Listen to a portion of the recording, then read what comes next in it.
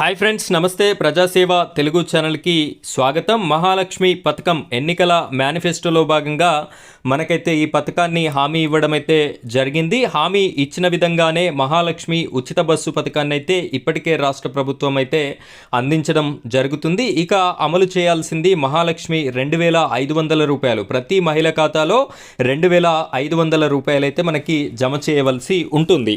అయితే ఈ రెండు పథకాలని ఇకపై మీరు పొందాలి అనుకుంటే, ఉచిత బస్సుని కూడా, ఫ్రీ బస్సుని కూడా మీరు పొందాలి అనుకుంటే ఖచ్చితంగా మీ చేతిలో మహాలక్ష్మి స్మార్ట్ కార్డ్ అనేది ఉండాలి. ఈ మహాలక్ష్మి స్మార్ట్ కార్డు తీసుకురావడానికి గల ఉద్దేశం ఏమిటి, అసలు ఈ కార్డులో ఏమేమి ముద్రించి ఉంటుంది, ఈ కార్డుని ఏ విధంగా ఎక్కడ తీసుకోవాలి అనేటటువంటి పూర్తి ఇన్ఫర్మేషన్ని నేను మీకు ఈ వీడియోలో అందిస్తాను. వీడియో చూస్తున్నటువంటి ప్రతి ఒక్కరు కూడా వీడియోని లైక్ చేయండి. ఆ తర్వాత వచ్చే హైప్ పాయింట్స్ కూడా వీడియోకి ఇవ్వండి. అదేవిధంగా ఇలాంటి వీడియోస్ అన్ని నోటిఫికేషన్ రూపంలో మీకు రావాలి అనుకుంటే మన ఛానల్ని సబ్స్క్రైబ్ చేసుకోండి. పక్కనే బెల్ ఐకాన్ ఉంటుంది, దాని మీద ట్యాప్ చేసి ఆల్ అని సెలెక్ట్ చేసుకోండి. ఇక మనం వీడియో టాపిక్లోకి వెళ్ళిపోయినట్టయితే, ఈ యొక్క మహాలక్ష్మి స్మార్ట్ కార్డ్ అనేది మనకి నమూనా ఈ విధంగా ఉంటుంది అని చెప్పేసి రాష్ట్ర ప్రభుత్వం అయితే రిలీజ్ చేయడం జరిగింది. ఇక్కడ పైన ఫొటోస్ చూసుకున్నట్టయితే మధ్యలో ముఖ్యమంత్రి గారి ఫోటో, ఇటు పక్కన డిప్యూటీ సీఎం గారి ఫోటో, ఇంకొక పక్కన రాష్ట్ర రవాణా శాఖ మంత్రి గారి ఫోటో అయితే ఉండడం జరిగింది. ఇక్కడ చూడొచ్చు మహాలక్ష్మి స్మార్ట్ కార్డ్ అని చెప్పేసి ఉంది.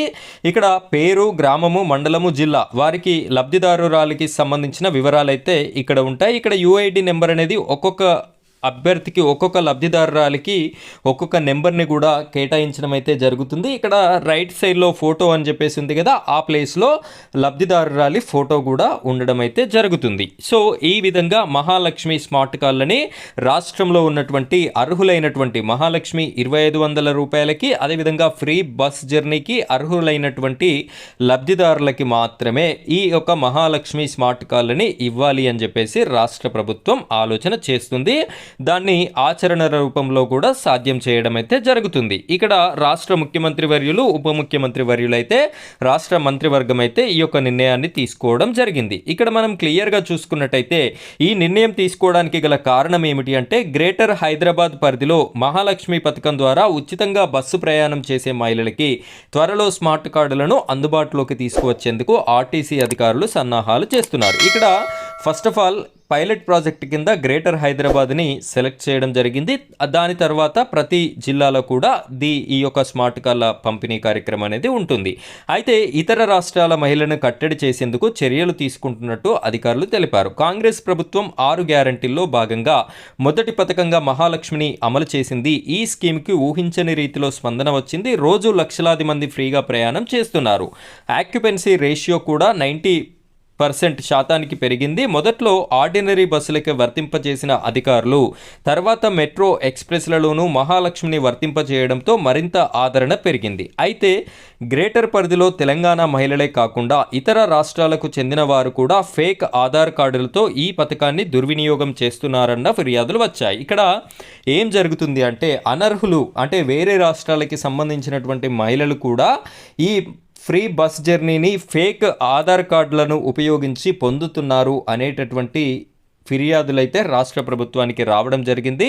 దాన్ని వెరిఫై చేసినటువంటి రాష్ట్ర ప్రభుత్వం సంతృప్తిని వ్యక్తం చేసింది. నిజంగానే ఇలాంటి ఫేక్ ఐడీలతో ఫ్రీ బస్ జర్నీని అనర్హులు పొందుతున్నారు అని చెప్పేసి రాష్ట్ర ప్రభుత్వం గుర్తించి ఈ యొక్క స్మార్ట్ కార్డులని తీసుకువచ్చినట్టయితే, స్మార్ట్ కార్డు తీసుకునేటటువంటి ప్రదేశంలో అప్పుడే అక్కడ ఉన్నటువంటి వాళ్ళు వెరిఫై చేస్తారు. ఆధార్ కార్డు నిజమా లేదా ఫేకా అనేటటువంటి పూర్తి వివరాలని క్షుణ్ణంగా పరిశీలించి మీకు స్మార్ట్ కార్డు అనేది ఇష్యూ చేయడం జరుగుతుంది. కండక్టర్లకి కూడా పనిభారం తగ్గేటటువంటి అవకాశం అయితే ఉంది. సో కండక్టర్కి ఒకసారి స్మార్ట్ కార్డు చూపిస్తే సరిపోతుంది. తెలంగాణ వారికే ఈ కార్డు ఉంటుంది, అర్హులకు మాత్రమే ఈ కార్డు ఉంటుంది. కాబట్టి టికెట్ జనరేట్ అనేది చేయడం చాలా సులువుగా ఉంటుంది అని చెప్పేసి రాష్ట్ర ప్రభుత్వం అయితే ఈ ఆలోచన చేస్తుంది. సో ఈ ఆలోచన మీద మీ యొక్క ఒపీనియన్ ఏంటో కూడా కామెంట్ రూపంలో తెలియజేయండి. ఇదైతే మనకి మీ సేవా సెంటర్ల ద్వారా, అదేవిధంగా బస్ పాస్ ఇచ్చేటటువంటి కేంద్రాల ద్వారా మనకి ఈ యొక్క కార్డులని 50 రూపాయల ఛార్జీతో ఇష్యూ చేయడం అయితే జరుగుతుంది. సో దీనికి సంబంధించినటువంటి మరిన్ని పూర్తి వివరాలతో కూడిన వీడియోని నేను మీకు మరలా అందించడం అయితే జరుగుతుంది. వీడియో చూస్తున్నటువంటి ప్రతి ఒక్కరు కూడా ఇలాంటి వీడియోల కోసం మన ఛానల్ని సపోర్ట్ చేస్తారని కోరుకుంటున్నాను. Thank you friends, thank you very much.